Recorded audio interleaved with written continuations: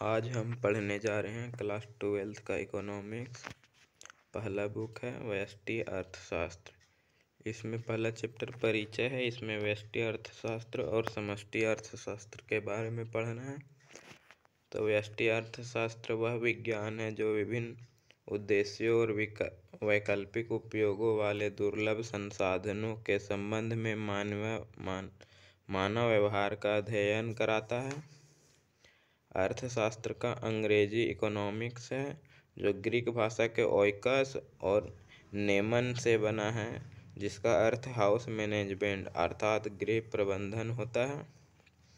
अर्थशास्त्र का जनक professor Adam Smith को कहा जाता है, जिन्होंने 1776 ईस्वी में वेल्थ ऑफ नेशन नामक पुस्तक का प्रकाशन किए थे। पूरा बुक का नाम है an inquiry into the nature and causes of the wealth of nation. अब हम लोग देखते हैं आगे विभिन्न अर्थशास्त्रियों द्वारा अर्थशास्त्र का परिभाषा।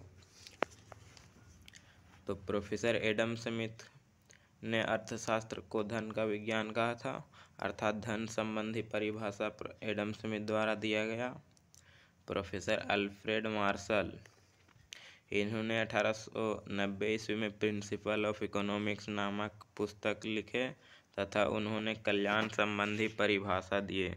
उन्होंने कहा कि अर्थशास्त्र मानव कल्याण से संबंधित अध्ययन कराता है। आगे प्रोफेसर लियोनेल रॉबिन्स, इन्होंने इनका पुस्तक 1932-33 में an essay on the significance of economics science नामक पुस्तक छपा था 1932-33 में, तथा इन्होंने दुर्लभता संबंधी परिभाषा दी है। अर्थशास्त्र के आधुनिक परिभाषा प्रोफेसर पी.ए. सैमुअल्सन ने दिए थे, जो विकास और समृद्धि से संबंधित है। प्रोफेसर रॉबिन्स ने दो महत्वपूर्ण बात पर ध्यान दिए कि साधन सीमित है और आवश्यकताएं अनंत है, जिसके कारण मनुष्य के सामने दुर्लभता या चयन की समस्या उत्पन्न होती है, जिसके समाधान के लिए उन्होंने वैकल्पिक उपयोग की धारणा के बारे में बताया और बोला कि अर्थशास्त्र वह विज्ञान है जो वैकल्पिक उपयोगों वाले सीमित साधनों तथा उद्देश्य से संबंध रखने वाले मानवीय व्यवहार का अध्ययन कराता है। अब दिए गए अर्थशास्त्रियों के परिभाषाओं से स्पष्ट होता है कि अर्थशास्त्र आर्थिक और गैर आर्थिक क्रियाओं का अध्ययन कराता है, साथ साथ अनुकूलतम संतुष्टि की भी व्याख्या करता है। अब हम लोग आगे देखते हैं अर्थशास्त्र के प्रकार। तो अर्थशास्त्र का अध्ययन के दो आर्थिक सिद्धांत की शाखाओं के अध्ययन से किया जाता है। अर्थशास्त्र का जो अध्ययन है वो दो तरीकों से किया जाता है, जो निम्न है। पहला व्यष्टि अर्थशास्त्र के द्वारा, दूसरा समष्टि अर्थशास्त्र के द्वारा। तो व्यष्टि अर्थशास्त्र क्या है? Macro economics. तो व्यष्टि अर्थशास्त्र वह अर्थशास्त्र की शाखा है जो व्यक्तिगत इकाइयों जैसे एक उपभोक्ता, एक उत्पादक से संबंधित आर्थिक समस्याओं का अध्ययन कराता है।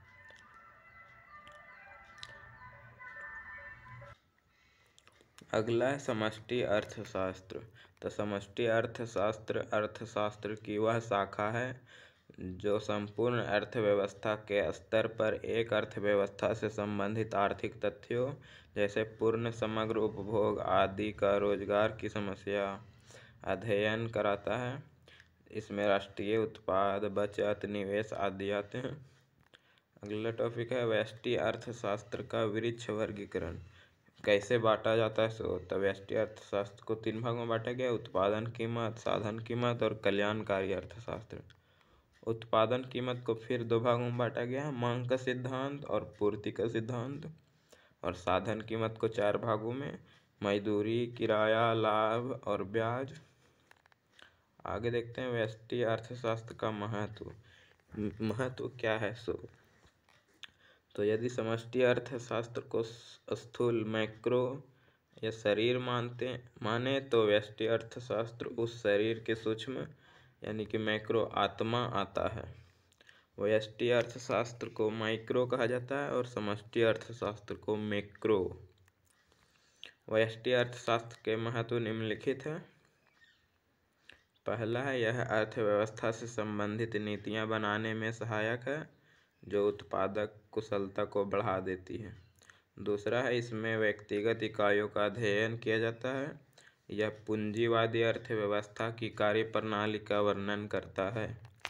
तीसरा पॉइंट है, यह बताता है कि किसी स्वतंत्र अर्थव्यवस्था में कोई व्यक्तिगत इकाई संतुलन कैसे प्राप्त करती है।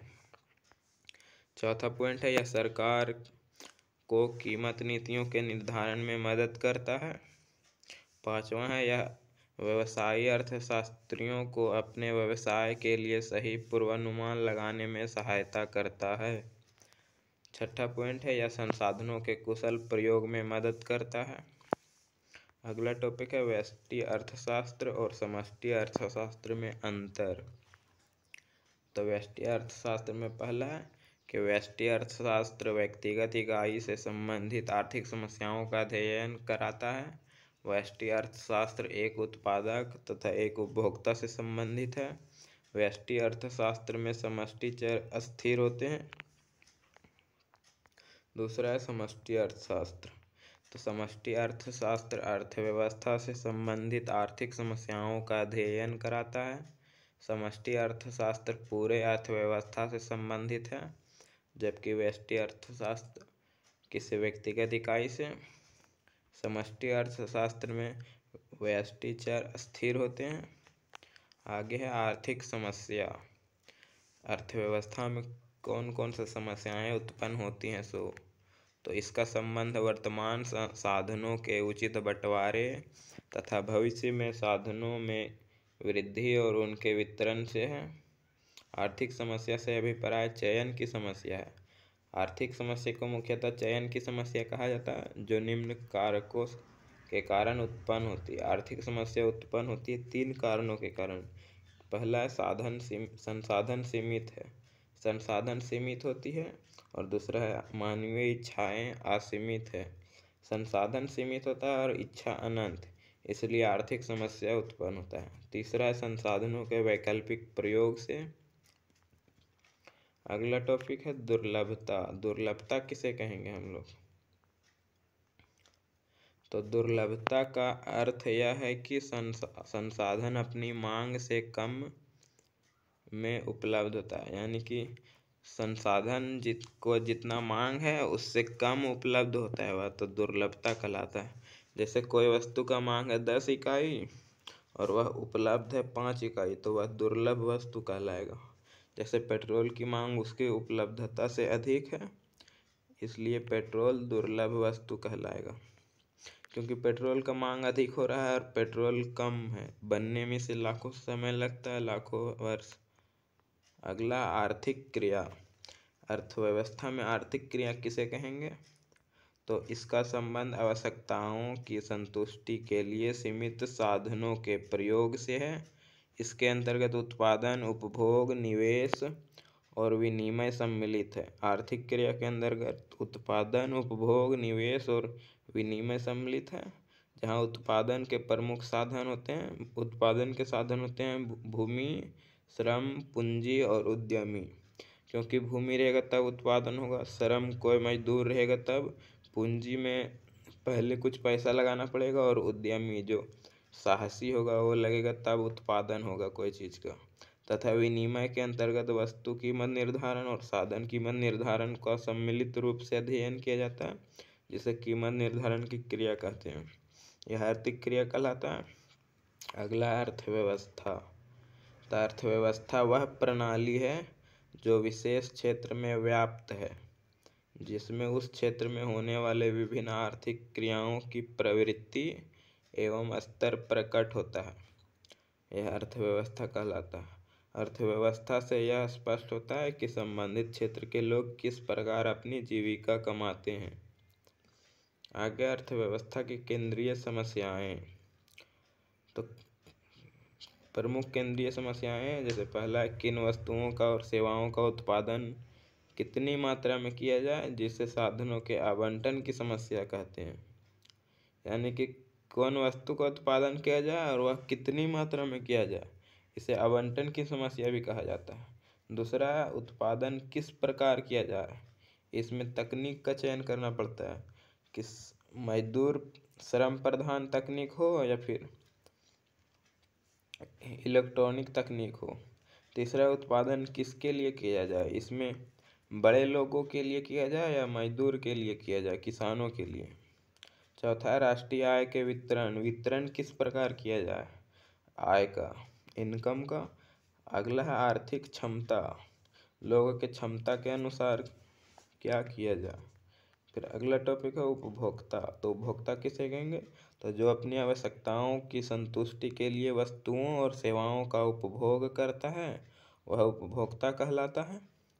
उपभोक्ता एक ऐसी प्रक्रिया है जिसके द्वारा आवश्यकताओं की प्रत्यक्ष संतुष्टि के लिए वस्तुओं और सेवाओं के उपयोगिता मूल्य का प्रयोग होता है, वह इस उपभोक्ता के अंतर्गत।